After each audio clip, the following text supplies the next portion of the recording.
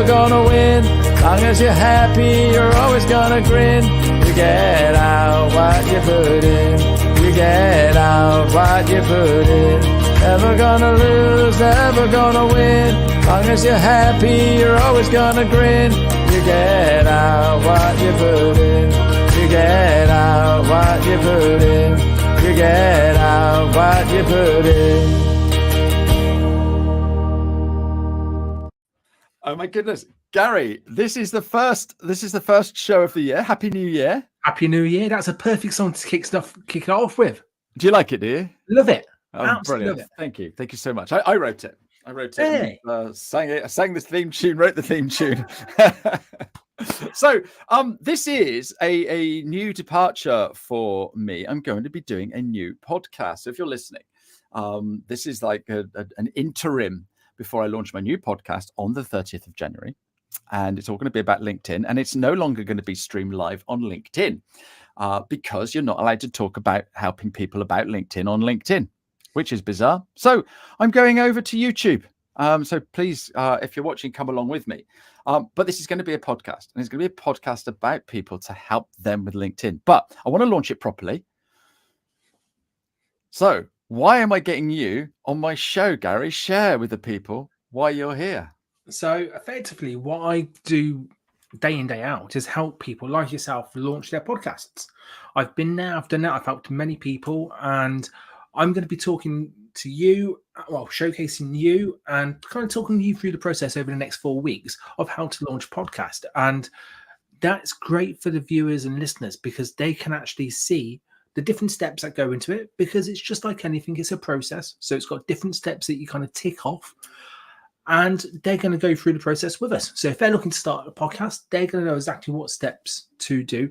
And the bitty bonus is that they're going to see you go through those steps. Fantastic. Whoever came up with this idea is a genius. Absolutely super. So thank you for joining me. So you're joining me for the next 4 weeks. Now, here's the thing. When I first thought about doing a podcast, I thought it was too complicated. So we're gonna smash those myths, aren't we? We are. Now the other thing is if you're listening to this now and you're sort of like, oh, I'm not sure about having a podcast, Gary, tell us why we should have a podcast. Well, to be fair, there's loads of benefits, both for yourself in terms of individual, but also your business and your community to having a podcast. If you break it down into yourself to start off with, it's a great way of meeting new people, of getting in touch with people, networking, talking to people. It's also a great way of practicing your public speaking as well. So every time you talk to someone about your chosen topic, whether that's podcasting, whether that's cooking, whether that's LinkedIn, whatever it is, you're practicing your skills and you're talking through different things. So that's going to improve your public speaking when you're on stage or if you're talking on here. And also having your own podcast is just damn good fun. If you like me and you're a bit nosy and you want to find out a little bit more about it, you're not going to be afraid to ask those kind of questions. So that's why you should have it for yourself. Why should you have it for a business? Oh, to be fair, there's so many reasons for having a podcast for your business. It means that you're being separated straight away from everybody else who hasn't got a podcast. So it's putting you up into that kind of level compared to everybody else. Also, it's a great way of talking to your audience and talking to your clients in a non-selling, non-judgmental way. It's giving pure value to them, and it's giving them an insight into you as a person, because that's the type of questions that you're asking and what you're finding out from your guests. But it's also maybe giving them loads of stuff that's going to be helpful to them in a way that they can listen to it anywhere where they are. It doesn't matter what they're doing, where they are, they can still enjoy that content. And for your community, well, there's just so many benefits to having it, from giving value to showcasing them to telling them kind of different bits, giving them ideas. So much that your community will get value from. So there's many, many reasons why someone should have a podcast, depending on why they set it up and go from there. But the main one is, for me, I'm nosy. I want to find out about people and I want to share that information. But that's me. Other people are going to be different. So no, you've hit the nail on the head. That's exactly why I started why I started doing lives. So the whole idea of this was to find out what people were doing on LinkedIn and who they are and what they are, the people behind the profile. And I've met some amazing people. including yourself, and you know, we get to know each other. And so that's absolutely perfect. I love that. And we've also got John here today. So if you're watching and you want to say hello, you want to shout out, just hi and hello, Mags. And Mags is a specialist in marketing, so she's probably got some great reasons as well why we should have a podcast. I'm a big listener of podcasts. I've listened to loads. I've always got my AirPods in. It's a great way of learning stuff, isn't it? Completely. And that's, I know when I started my marketing business years and years ago, I wanted to kind of learn a little bit about ads, because I was always an organic kind of social media kind of company, and that's what I was talking to my clients with. And the best way of me learning how to kind of understand LinkedIn ads and Instagram ads and Facebook ads, Google ads, all that kind of stuff, was through podcasts. So I learned a lot through just listening and then hearing what people's tips were and what the kind of mistakes they've made. So yeah, it's a great place to learn. It is. Yeah. So here's the thing straight away, the elephant in the room. We're doing this live. Yeah. Yeah. So it is 12:30-ish on Tuesday, the 2nd of January. You might be listening to this on a podcast 3 years away. That's crazy as well, isn't it? Yeah. But we're doing this live. Do you have to do it live? No, you don't. You can do it where there's kind of 3 ways that you kind of can do it. You can do it live like we're doing now. So you basically set it up as a live stream. And like we did, we created an event. We spoke to people beforehand. We invited people and all that kind of stuff. You can do that. And that's great. And that gives the benefit of people being able to join us live and ask questions in the comments and just kind of interact with us during it, which is fantastic. Some people, the thought of going live fills them with absolute dread. So the next stage below that will be just doing video. So you can do it video first. So same layout as what we've got now, same kind of system, but you pre-record it. And that's fine, because then you can use this content on YouTube and Vimeo and all those places on your website. But you haven't got the pressure of being live. You haven't got the pressure of making a mistake and going, I shouldn't have said that. You know, you haven't got that kind of pressure to do that. And then the next stage, because some people don't like doing video, and again, that's fine, is doing the audio only, which is the traditional form of podcasting. Podcast is really an MP3 file that can be downloaded or streamed. That's the definition of it. So effectively, an audio file, an audio podcast is the traditional way of doing it. And again, that suits someone. So for me, it's about finding the way that suits that person. And I know with yourself, we spoke about you doing it live, and you wanted that commitment of having to do it every single time at that time. That suits you. That might not suit someone else. So no, I say pick the one that's best for you. Yeah, great advice there. Becky's got an amazing question here. What are the main reasons not to start a podcast? Love this. So I let you pick up the bits that I don't know. But the first reason not to start a podcast is I'm shy. I don't have the right equipment. I don't have enough time. So what other reasons are there for not starting a podcast? For not starting a podcast, to be fair, they're the main kind of types, which all boil down to confidence. That's all confidence kind of led issues. So not knowing what to say, who would want to listen to me, not being afraid, being afraid of standing above everybody else in terms of putting your head above the kind of parapet.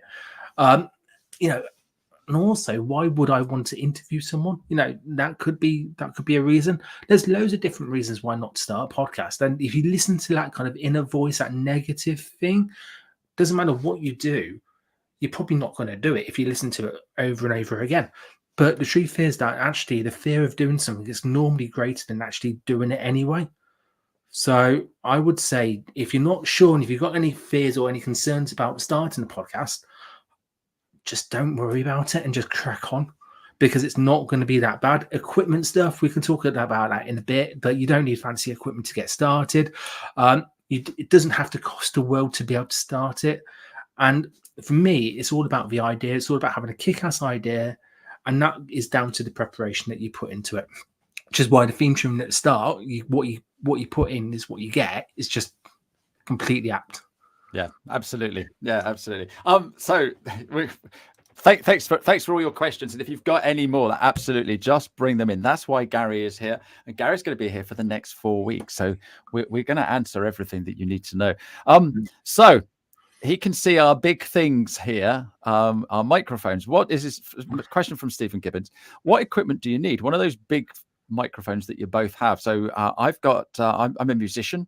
So I'm using something called a Focusrite, which is an interface that plugs into my computer. And then on that, I've got this high-end Audio-Technica condenser mic. But that's just because I'm a musician and I had it anyway. And you're using, what are you using there, So Gary? I'm using a really simple Blue Yeti microphone, which is a USB mic, so it plugs into my computer.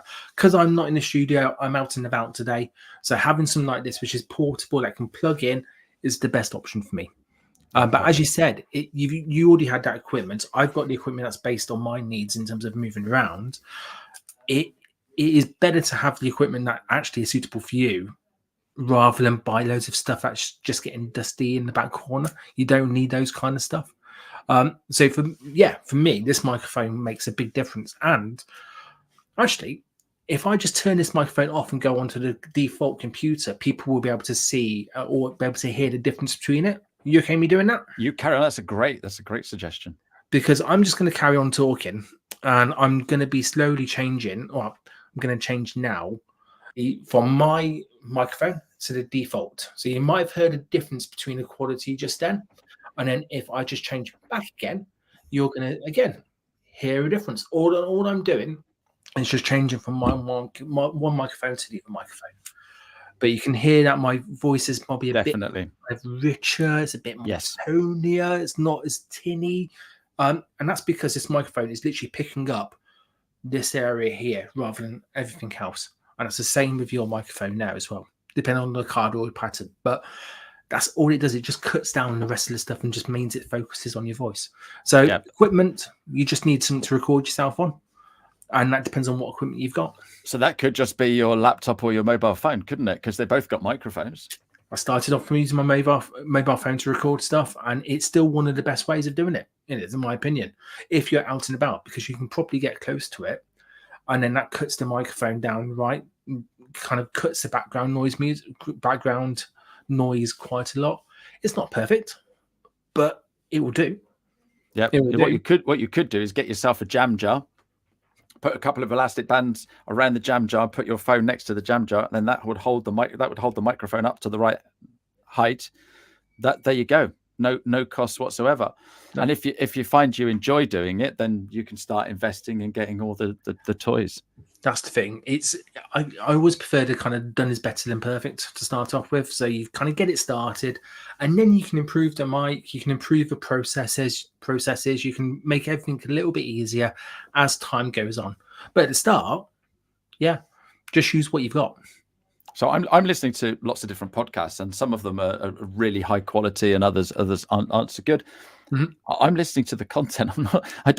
Sometimes I sort of like, oh, it's not very good, and I need to turn it up. But it doesn't bother my listening. I'm listening to it because they've got a great guest on, or they've got some great things to talk about. And sometimes they sort of like they go somewhere else, so they're not in the studio. They've gone to the interviewee's place, and they're in.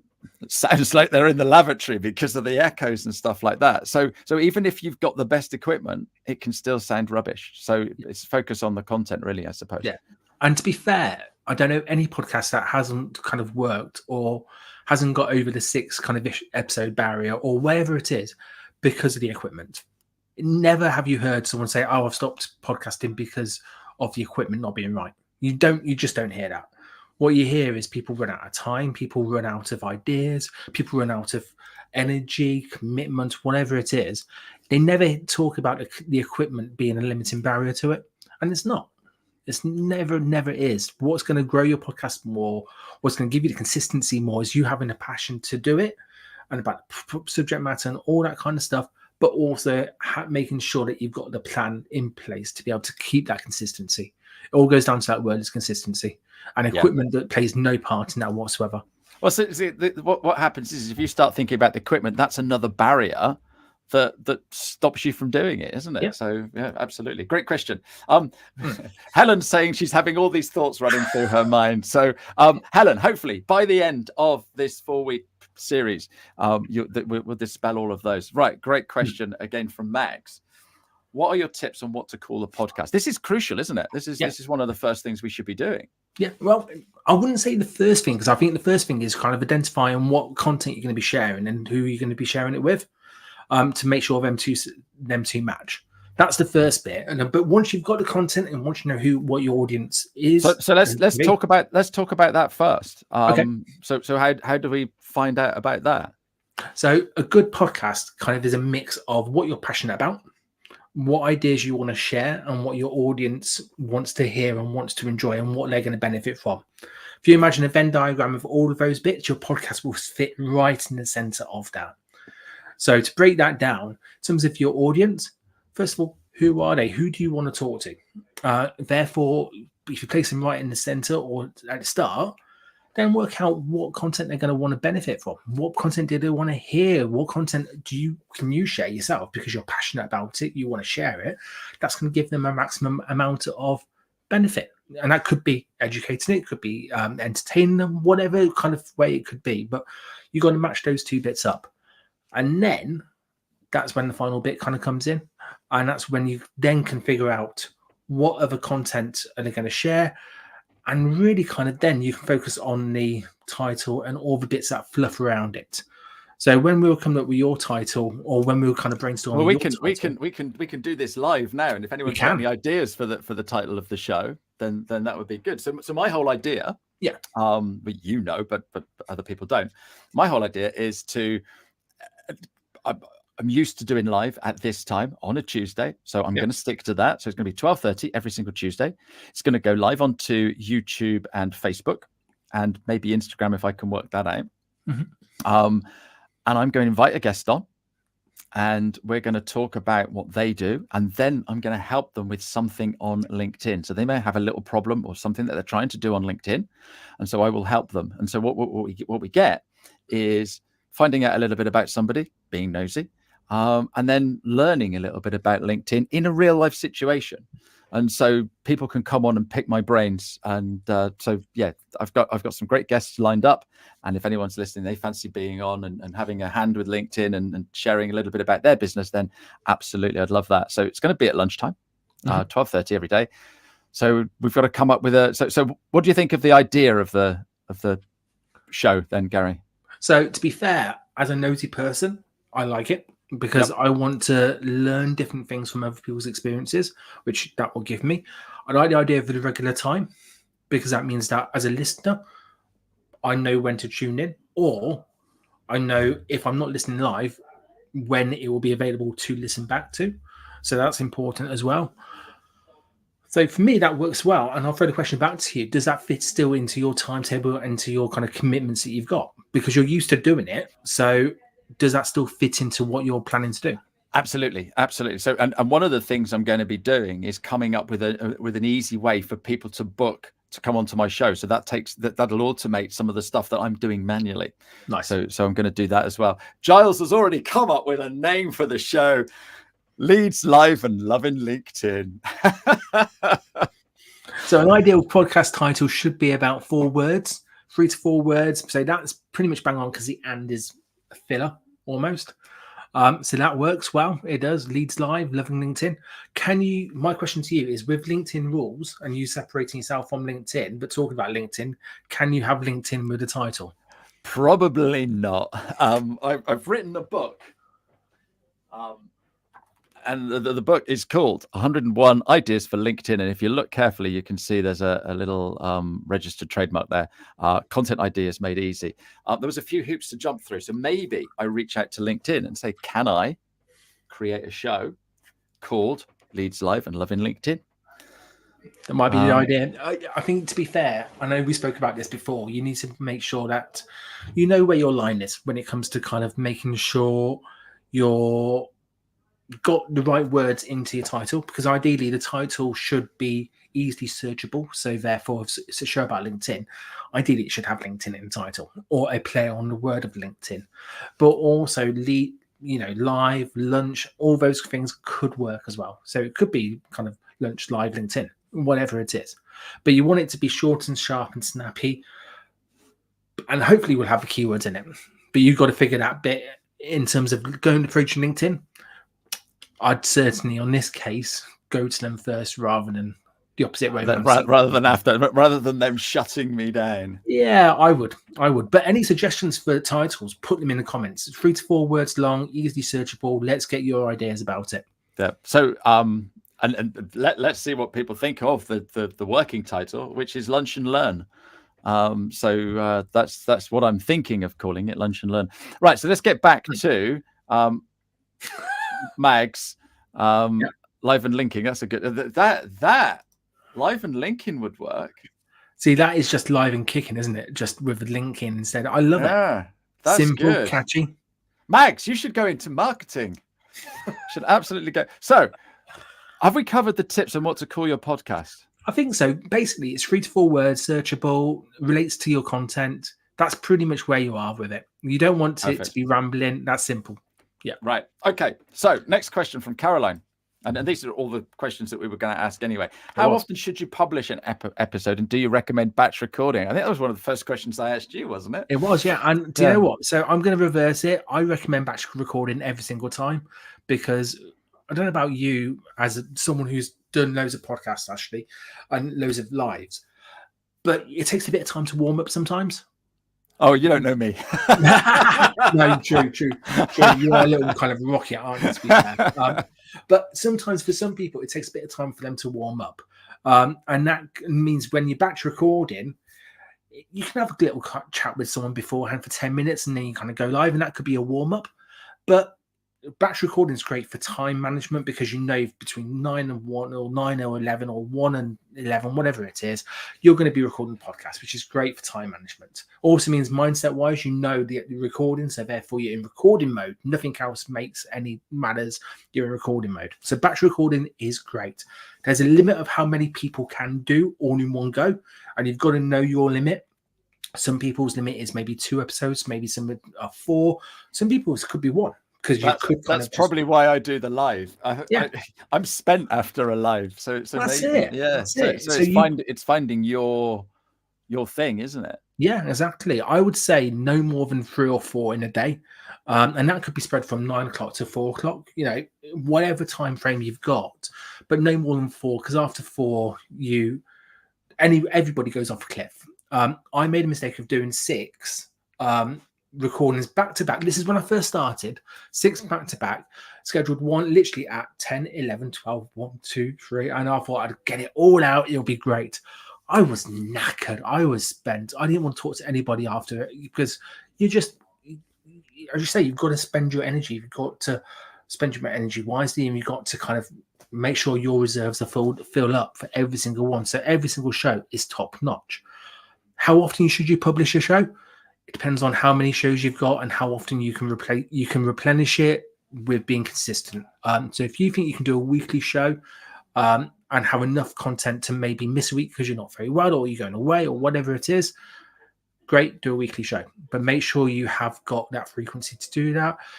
For some people, fortnightly works really well, because actually that's a nice gap between each episode. Some people do monthly, which, as long as you've got other content to kind of bridge that gap, would work.